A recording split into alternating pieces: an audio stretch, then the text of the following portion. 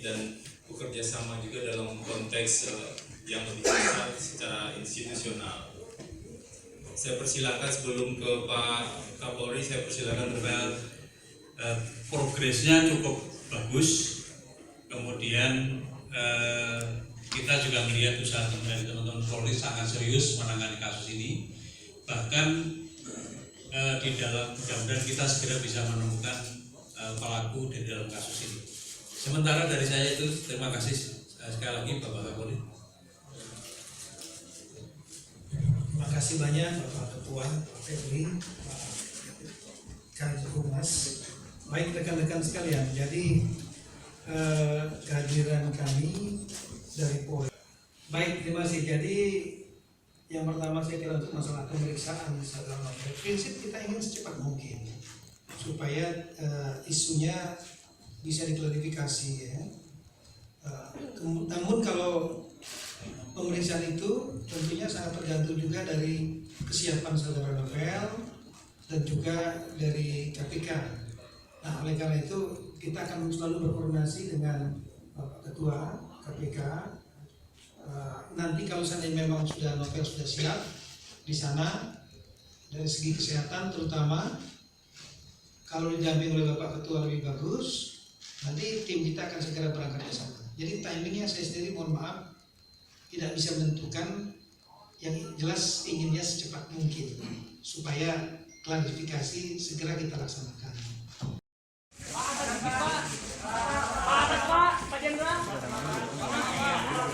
Tapi beberapa isu terkait pelemahan KPK, pembacokan saksi kunci kasus chat Firza Hussein dan Habib Rizik Syihab, serta wacana Kementerian Agama untuk mengawasi rohis-rohis di sekolah, mantan Ketua MPR RI sekaligus tokoh Muhammadiyah Amin Rais angkat bicara. Dan berikut ini adalah dialog rekan kami Arina Nurrohmah dengan Amin Rais berikut ini. Baik pemirsa TVMU, saat ini saya telah bersama dengan Profesor Dr. Amin Rais. Kami akan bertanya soal terkait isu-isu yang saat ini telah berlangsung, terkait saksi kunci dari kasus Habib Rizik dan juga terkait dengan kebijakan dari Kemenak yang akan mengawasi rohis-rohis di masjid. Baik, Assalamualaikum. Assalamualaikum, Mbak. Jadi begini, saya melihat negara kita ini sudah semakin anarkis ya. Jadi ukurannya itu seorang perwira menengah kepolisian Novel Baswedan ya, salah seorang penyelidik di KPK yang sangat outstanding, dikenal lugas dan jujur, itu disiram pakai air keras ya. Kemudian polisi gagal sampai sekarang ini menemukan siapa orangnya itu. Sesuatu yang saya kira mustahil tidak masuk akal ya. Karena hampir semua teror yang ada di mana-mana, teror Bali yang mengguncang dunia itu pun beberapa hari sudah ketemu pelakunya. Juga Hotel Marriott dan sebagainya lah ya. Jadi ini tentu sebuah kejadian yang super misterius ya. Nah kemudian tadi pagi ada pembacokan seorang ahli IT, orang ITB dibacok sampai kemudian berdarah-darah ya.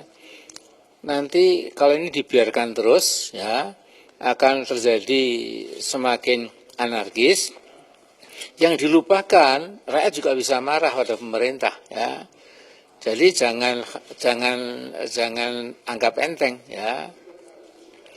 Partai yang jauh lebih kuat dari Jokowi saja itu ketika rakyat marah ya sudah selesai ya.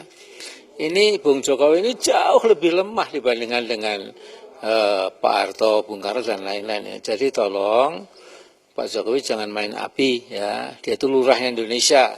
Jadi tolong bentuk tim gabungan pencari fakta, tuntaskan kasus Novel Baswedan itu, siapapun yang jadi otaknya, katanya jenderal polisi, ya mungkin masih aktif, ya nggak apa-apa, bismillah gitu. Kan kasihan Pak Budi Gunawan, seolah kan dia padahal jelas bukan dia gitu ya.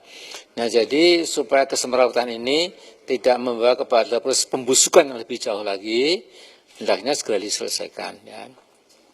Ternyata pertarungan cicak lawan buaya makin kompleks sekarang ini. Ya.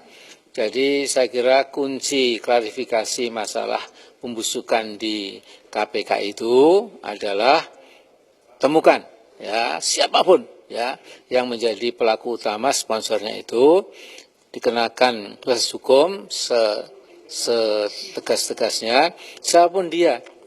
Apakah dia polisi jenderal bintang 4, apakah masih aktif, nggak peduli ya. Saya kira itu ya. Pembacokan saya kira tidak akan berulang kalau yang gede ini segera diselesaikan ya. Jadi saya terima berita para ulama habaib yang aksi Islam itu aktif, itu ternyata juga dikuntit dari belakang, diintimidasi, rumahnya ada yang ditembaki dari jauh gitu ya. Jadi kalau sudah seperti ini, keamanan bagi rakyat sudah tidak favorable lagi, comfortable lagi, pertanda rezim sudah mulai panik gitu. Jadi kembalilah ke jalan yang benar ya. Jangan main kekuasaan lah, udahlah pasti jatuh lah ya. Jadi kalau siapapun yang main kekuasaan tuh pasti jatuh. Itu sudah sunatullah ya. Jadi Bung Jokowi, Anda orang Solo, Anda orang Jawa, agama Anda juga formal kan Islam ya. Takutlah kepada Allah ya. Terkait dengan kebijakan dari Kemenak sendiri? Nah, Kemenak ini juga lucu ini ya. Pak Lukman Saifuddin ini saya kenal baik ya. Kan dia harus tahu bahwa 2-3 tahun lagi dia udah keluar dari kekuasaan. Nah, mumpung berkuasa itu tolong yang bagus-bagus. Jangan khotib diawasi kemudian kayak iya gitu ya. Nanti dia jatuh kan jadi barang lelucon ya. Di umat nanti juga namanya buram gitu karena melawan agama Islam, menodai agama Islam. Biarkanlah khotib itu memberikan tuntunan pencerahan kepada jamaahnya gitu. Selama tidak membahayakan, mengapa tidak? Tapi kalau sedikit-sedikit bahaya seperti zaman dulu itu, kemudian ada 100 blacklist 100 tokoh yang harus diawasi siang malam, itu juga jangan sampai kembali lah ya. Jadi adik saya Mas Lukman Saifuddin ini ya, tolong ya Anda saya lihat cukup intelektual, Anda paham agama, jadi Anda jangan menuruti maunya kekuasaan. Anda pegang kebenaran itu, jangan kekuasaan itu digunakan untuk meletet, untuk menggilas kebebasan umat Islam ya. Gitu aja ya. Terima kasih Pak Amin. Baik, itu tadi dialog kita dengan Bapak Profesor Dr. Amin Rais atas berbagai isu yang sekarang berkembang dan terjadi terkait pelemahan KPK maupun juga terkait beberapa isu seperti pembacokan yang tadi pagi yang beberapa waktu terjadi dan juga tentang kebijakan yang telah dilakukan yang akan diterapkan oleh Kemenak tentang pengawasan terhadap para rohis. Saya Rina Nur Rahmah, terima kasih. Wassalamualaikum warahmatullahi wabarakatuh.